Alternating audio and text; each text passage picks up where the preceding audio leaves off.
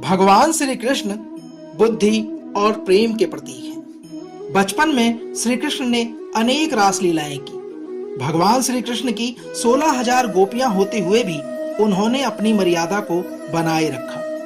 यह उनके भगवान होने का सबसे बड़ा उदाहरण है। फिर जब महाभारत का युद्ध हुआ तो कुरुक्षेत्र में दिए गए गीता के उदाहरण आज पूरी दुनिया के लिए प्रेरणा के स्रोत हैं। नमस्कार, आध्यात्म के इस अंक में एक बार पुनः आपका स्वागत है। आज के इस अंक में हम भगवान के द्वारा उनके सुविचारों का अध्ययन करेंगे। भगवान कृष्ण की शिक्षाएं और सुविचार मानव जाति के हर पहलू और युगों पर लागू होती है। भगवान कृष्ण के सुविचार अनेक पीढ़ियों तक उनके ज्ञान को समाहित करते हैं। हम जानते हैं हमारी आत्मा आध्यात्मिक रूप से सो रही है। जिस प्रकार एक अलार्म घड़ी एक सोते हुए आदमी को जगा देती है, उसी तरह भगवान कृष्ण के सुविचार आध्यात्मिक वास्तविकता के प्रति जागृत करने में भूमिका निभाते हैं। यदि आप जीवन से संबंधित ज्ञान प्राप्त करने के लिए या खुद को प्रेरित करने के लिए श्री कृष्ण सुविचार की तलाश कर रहे हैं, तो आपको यहाँ सबसे अच्छे सुविचार मिलेंगे। भगवान कृष्ण करुणा, कोमलता, प्रेम के देवता हैं और भारतीय देवताओं में सबसे लोकप्रिय और व्यापक रूप से पूजनीय हैं। भगवान कृष्ण ने अपने प्रेरक शब्दों से अर्जुन को कुरुक्षेत्र युद्ध में प्रेरित किया। उन्होंने हमें जीवन, प्रेम, खुशी, धर्म, मोक्ष, भक्ति, योग, ध्यान, धर्म, सत्य, इन सभी के बारे में सब कुछ सिखाया। आज उन्हीं को आधार बनाकर हम आपके बीच में प्रस्तुत कर रहे हैं कृष्ण के सुविचार। तो आइए प्रारंभ करते हैं कृष्ण के मुखार बिंदु से निकले उनके सुविचार। कृष्ण कहते हैं, अच्छाइयों की रक्षा के लिए और दुष्टों के विनाश के लिए, धर्म की दृढ़ता से स्थापना करने के लिए मैं युगों युगों में जन्म लेता हूं और आगे भी इसी प्रकार लेता रहूंगा। श्री कृष्ण कहते हैं, जब जब इस धरती पर अधर्म और पाप की महिमा बढ़ जाती है, तब तब मैं अवतरित होता हूँ। रावण को उसके पापों से मुक्त करने के लिए मैंने ही इस धरती पर श्री राम का अवतार लिया और प्रहलाद को हिरण्याकश्यप से बचाने के लिए ही मैं ही नरसिंह बनकर अवतरित हुआ। ईश्वर एक है, उसके रूप अनेक हैं, किंतु भगवान अपने भक्तों के संरक्षण के लिए हर हालात में अवतरित होते हैं। कृष्ण कहते हैं, आत्मा को प्रदूषित करने और नरक की तरफ बढ़ने के 3 दरवाजे हैं। वो दरवाजे हैं वासना, क्रोध और लालच। आत्मा वह पवित्र स्थान है जहां भगवान का वास होता है। अगर इस आत्मा को हम वासना, क्रोध जैसे गंदे विचारों से भरते हैं, तो आत्मा रूपी मंदिर ईश्वर के आशीर्वाद से खाली हो जाता है। कृष्ण कहते हैं, जहां ईश्वर का वास नहीं होता, वह नरक के समान है। मनुष्य अपने विश्वासों के परिणाम स्वरूप ही बनता है। जिस तरह से वो यकीन कर लेता है, उसी तरह का वो बन जाता है। कृष्ण कहते हैं, अगर आप किसी एक विषय को अपना लक्ष्य बनाकर उस पर सतत चिंतन मंथन करते हैं, तो निश्चित ही आप उसको हासिल कर लेते हैं। इसके लिए आपको उस विषय को स्वीकार करना होगा, उसको मानना होगा, और एक बार जब आप उसमें खो जाएंगे, फिर आप वही बन जाएंगे। कृष्ण कहते हैं, असली खुशी की कुंजी यही है कि अपने मन से इच्छाओं के बोझ को हल्का करें। कृष्ण के अनुसार, अगर मेरी कोई इच्छा ही नहीं, तो मुझे किस बात की चिंता। किसी के पास कुछ होने और मेरे पास ना होने का दुख इसलिए होता है क्योंकि मैंने भी उस चीज से दिल लगा लिया है। जो मेरे पास नहीं है और वह मैंने किसी और के पास देखा, तो वही हमारी चिंता का कारण है। जिस दिन मेरी इच्छाएं खत्म हो जाएंगी, मेरी सारी चिंताएं खत्म हो जाएंगी। कृष्ण कहते हैं, कुछ पाने की चाहत आप जितनी अधिक रखते हैं, आप उतने ही निराश होते हैं। हम अक्सर देखते हैं, यदि कुछ मिल जाता है तो हमारी खुशी का ठिकाना नहीं रहता, किंतु इसी के विपरीत अगर कुछ ना मिले तो हम पर दुख का पहाड़ टूट पड़ता है। ये हमारी चाहत ही तो है जो परिस्थितियों के अनुसार हमको बार-बार विचलित करती है। क्यों ना कुछ ऐसा किया जाए जिनसे हमारी सारी चाहत खत्म हो जाए। कृष्ण कहते हैं, फिर कुछ मिले या ना मिले, हम कभी निराश नहीं होंगे। कृष्ण कहते हैं, आपको जो करना है उसी को करो। घमंड से मत करो, कामना से मत करो, द्वेष भावना से भी मत करो, बल्कि प्यार, दया और विनम्रता से करो। कृष्ण कहते हैं, आपने जो किया है उसका परिणाम वही मिलेगा जो आप सोच रहे हैं। अगर आपने अपने कर्म मार्ग में अहंकार, ईर्ष्या, वासना को शामिल किया है तो आपको प्रतिकूल परिणाम मिलेंगे। अपने कर्मों की गति से प्रेम, करुणा को शामिल करें, आपको अपने हर कर्म में सत्फल मिलेगा। कृष्ण कहते हैं, जिसने अपने मन पर विजय प्राप्त कर ली उसके लिए मन सबसे अच्छा मित्र है, लेकिन जो ऐसा करने में असफल रहा है उसके लिए उसका मन ही सबसे बड़ा शत्रु है।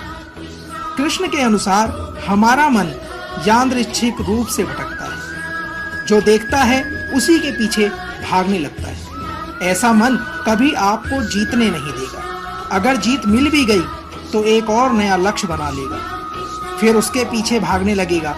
ऐसे में आपका मन आपका सबसे बड़ा शत्रु बन जाएगा। मनुष्य को यदि मन से मित्रता करनी है तो उसकी कमान अपने हाथों में रखो, कभी इसे अपने से दूर मत भागने दो।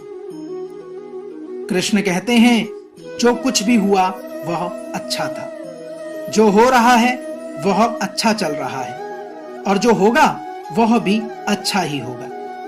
भविष्य के बारे में चिंता मत करो, वर्तमान में जियो। इन लाइनों में गीता का सार निहित है। हमारे द्वारा किए गए प्रत्येक कर्म का एक उद्देश्य होता है, जिसका संबंध हमारे भूत, भविष्य, वर्तमान से हो सकता है। इसके सही और गलत होने का फैसला हम नहीं कर सकते, हम केवल कर्म कर सकते हैं। इसलिए जो अच्छा चल रहा है या बुरा चल रहा है वह सब कुछ ही अच्छा है।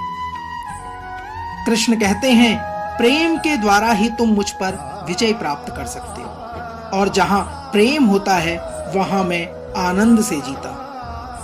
भगवान श्री कृष्ण अपने सुविचार के माध्यम से कहते हैं कि जहां पर प्रेम का वास होता है वहां उनकी उपस्थिति प्राप्त की जा सकती है। कलेश, ईर्ष्या, द्वेष, इन सब में ईश्वर का कोई अंश नहीं मिलता।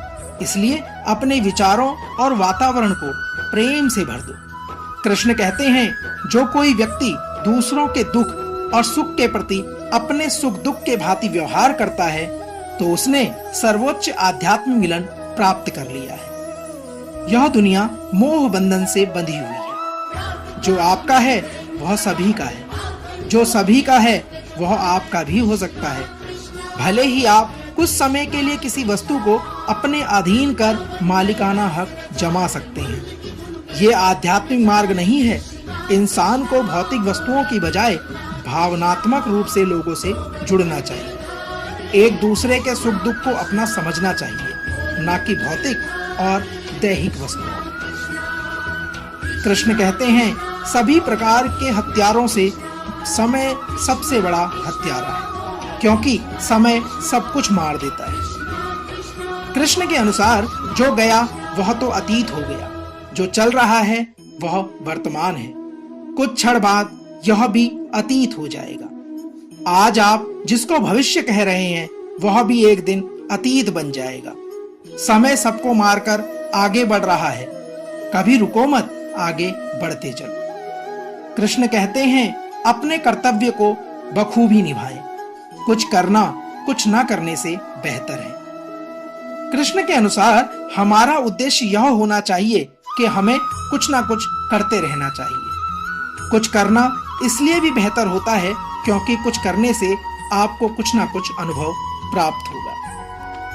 कृष्ण कहते हैं, मन चंचल है। हर बार जब मन गलत व्यवहार करता है तो यह आपकी बात नहीं मानेगा। अपनी विवेकशील बुद्धि का उपयोग करके इसे सम स्थिति में वापस लाएं। आपका मन काबू में हो सकता है और नहीं भी हो सकता। कृष्ण कहते हैं इसके परिणाम अलग अलग हैं।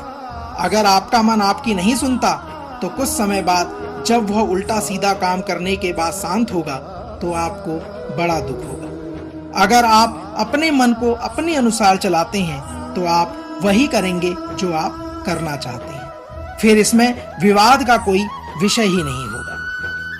कृष्ण कहते हैं कुछ अच्छा हो, इस उद्देश्य से अगर कोई काम शुरू करता है तो आने वाले समय में भी इसका अंत कभी बुरा नहीं होगा। कृष्ण के अनुसार आपका अंतिम लक्ष्य क्या है या आपके काम को लेकर आपकी नीयत कैसी है, इसका बहुत बड़ा प्रभाव पड़ता है। यकीन मानकर चलिए, अगर आपने कुछ अच्छा हो यह सोचकर किसी काम की शुरुआत की है तो निश्चित ही इसका सकारात्मक परिणाम मिलने लगेगा। कृष्ण कहते हैं इंद्रियों से मिटने वाली प्यास पहले अमृत जैसी लेकिन बाद में जहर के समान लगती है। क्षणिक सुख और दुख सबसे भयानक होता है। एक पल में मिलने वाली खुशी आपको ज्यादा देर तक खुश नहीं रख सकती। हमारी इंद्रियां दर दर भटकती हैं, कुछ ना कुछ वह ढूंढती रहती हैं। जहां कोई मौका मिले वह तृप्त कर लेती है। उस वक्त या उस एक क्षण के लिए आपको अमृत का स्वाद तो मिल सकता है, लेकिन अंत में आपको इसका पछतावा करना पड़ेगा। जितना आपने मधुर स्वाद चखा है उसके बराबर आपको विष भी पीना पड़ेगा। कृष्ण कहते हैं मैंने आपको बनाते समय कोई गलती नहीं की। आपको अपने आप को वैसे ही देखने की जरूरत है जैसे मैं आपको देखता हूँ। भाग्य का साथ ना देना, मेहनत का फल ना मिलना, इन सब का दोष हम भगवान पर लगाते हैं। यह गलत है। भगवान ने हम सभी को बराबर संसाधन दिए हैं। हाँ, हो सकता है किसी को कुछ ज्यादा अमीर बना दिया हो या किसी को शरीर से अपंग बना दिया हो, लेकिन इसका भी एक विशेष कारण होता है। कृष्ण कहते हैं जो मिला है उसे स्वीकार करें। भगवान भी आपको इसी स्थिति में देखना चाहते हैं। कृष्ण कहते हैं मेरी आस्था ही सबसे अच्छा और सुरक्षित मार्ग है। कृष्ण के अनुसार बदलाव इस संसार का नियम है। एक क्षण में तुम कोटियों के मालिक हो सकते हो, जबकि उसी क्षण में तुम एक निर्धन भी बन सकते हो। तो ये मन को कृष्ण की आस्था के साथ जोड़ें और भगवान कृष्ण से अपना नाता जोड़ें। आज के इस अंक में हमने भगवान श्री कृष्ण के उन विचारों से आपको अवगत कराया जो सुविचार आपके जीवन को पथ प्रदर्शित करते हैं। भगवान कृष्ण के सुविचार जीवन में अपनाने के बाद मनुष्य भगवान के पास होने लगता है। मनुष्य भगवान से योग लगाने लगता है। हम आशा करते हैं कि इन सुविचारों को आप अपने जीवन में ग्रहण कर भगवान के साथ योग लगाएंगे। श्री कृष्ण की भक्ति ही एकमात्र उत्तम साधन है अपने आप को इन कष्टों से पार पाने का। हम आशा करते हैं कि आज का यह अंक आपको पसंद आया। अगले अंक में भगवान श्री कृष्ण के द्वारा कहे गए कुछ और सुविचारों के साथ आपसे फिर होगी मुलाकात। जय श्री कृष्ण। राधे राधे।